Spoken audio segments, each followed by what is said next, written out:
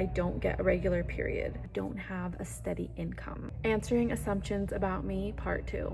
Part 1 had a pretty good response, so I thought I would make a part 2. So let's get into it while I do my ballet bun.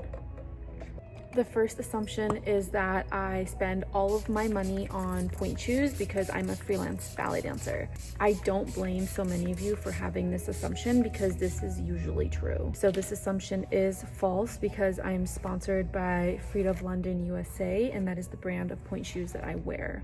I am very grateful for that sponsorship, so they do provide me with all of the Pointe shoes that I need. The next assumption is that even though I have come out and said that I've never dated any of my past ballet partners, that I secretly dated some of my past ballet partners or one of them. This assumption is false. Many people seem to really not believe me on that one. I have truly never dated another dancer in my entire life. If you really have that strong of doubts, you can go ahead and ask any of my past partners and they will tell you the exact same thing. Now that I'm going through all of these, most of these are just not true assumptions. So the next assumption is that I don't get a regular period. Again, I don't blame people for having that assumption because there are many ballet dancers that do not get a regular period or any period at all due to under-eating, undernourishing, being underweight, having really low body fat. I don't really know, each case is different. I don't know, health issues, also exercising a lot. So I can definitely understand why people might assume that, but I can assure you I have a very regular period. It comes every single month. I can always depend on it, and it is very heavy and it always lasts 5 to 6 days. The only time I've ever lost my period, and it was only for 3 months, was when I was 18 and I had just moved out of my house for the very first time and moved away to dance with the ballet company. It was such a stressful time for me. I was dancing, I am not kidding you, 13 hours a day. It was just a big adjustment period for me, and it was a very difficult transition, which is partly why I think I lost it, but I did get it back after 3 months, and that's the only time that I've never had a period. I thought this next one was pretty interesting. Someone said that they assume that part of me would discourage young girls from following in the professional ballet path. And this is actually partly true, and I go back and forth on this. As I've said many times, ballet is my first love and my true passion in life, and I'm obsessed with everything about it. But at the same time, it's a very difficult journey growing up in ballet. It is very difficult being in ballet as a child.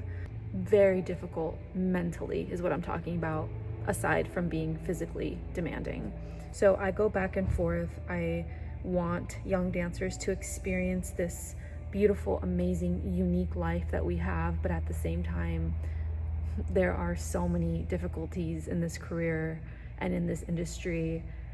A lot of parts of it are very unjust and unfair and just hard. It's just difficult, which of course many parts of life are hard, right? In any career path. So this is why I go back and forth on this. And so I don't really have a clear-cut answer for that assumption. This next one's really random. It's that I'm allergic to cats, and I am not allergic to cats. I'm not allergic to anything that I know of.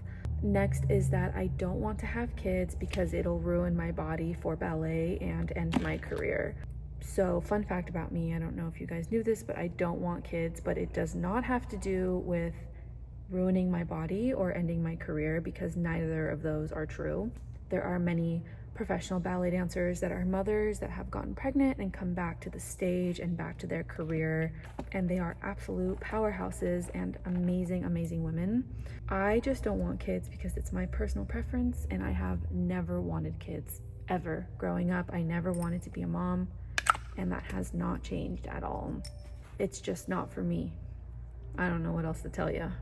And the last assumption that I'll do for today is that I don't have a steady income. I guess people assume that I don't have a steady income because I'm a freelance dancer, which I can understand that because as freelance dancers, we don't have like the monthly salary that you have in a ballet company, because we're paid with whatever performances we book, and whatever performances we book can be inconsistent.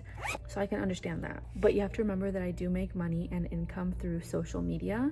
So this assumption is false. I do have steady income every month, because I'm definitely not depending on the pay from my freelancing jobs to support me. It's not headlining news that ballet does not pay very well, so I definitely do not depend on that at all.